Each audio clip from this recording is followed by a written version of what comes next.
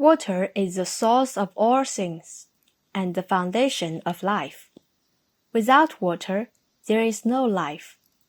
Flowers and plants in the processes of photosynthesis, respiration, and transpiration cannot do without water. However, watering is the most important step in flower cultivation. In fact, anyone knows how to water, but not everyone can master the scientific method of watering, because many people often die from excessive watering during flower cultivation. How to determine whether to water the flowers? How to water flowers and plants correctly? Through the learning of this lesson, we will answer questions and clarify doubts for everyone.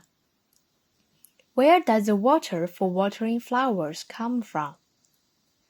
We generally believe that rainwater is the best, and tap water, groundwater, lake water, and river water can also be used for watering flowers.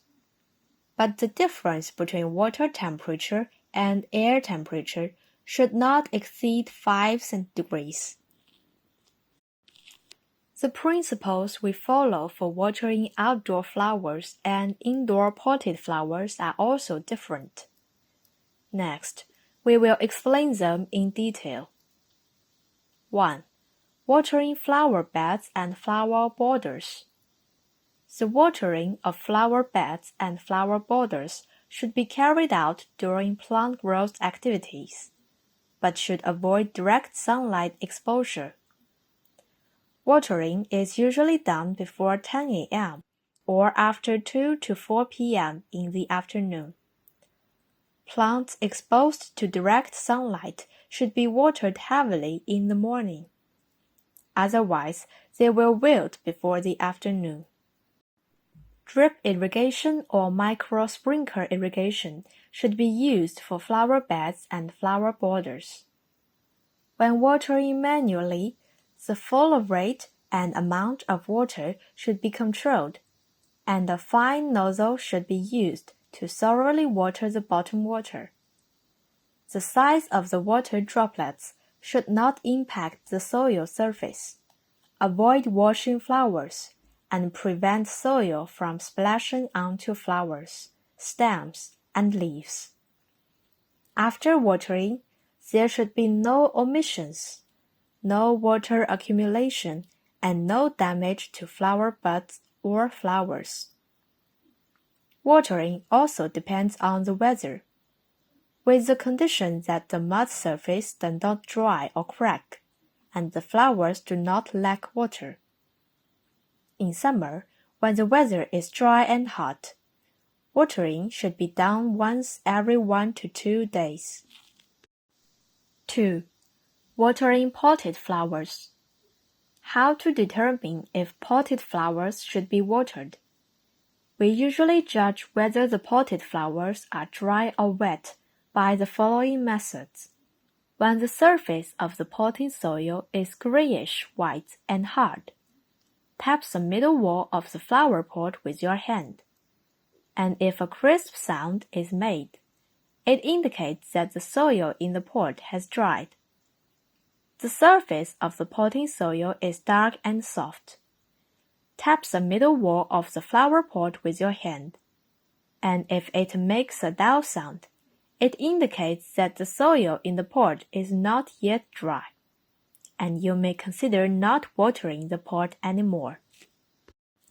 For watering potted flowers, we can use a watering can with a spray nozzle, watering with a spray can without a nozzle, immersion in water, the soaking watering methods. The effects and precautions achieved by different watering methods are also different. 1. Spraying water with a sprayer with a nozzle can increase air humidity, lower temperature, wash away dust on flower leaves, and promote photosynthesis. For flowers that are afraid of moisture, do not spray water on their leaves, otherwise it may cause decay. 2. Watering with a watering can without a nozzle. When watering, be careful not to apply too much water pressure to allow the soil to absorb moisture, prevent rapid water flow from causing soil loss or causing young plants to fall or damage their branches and leaves.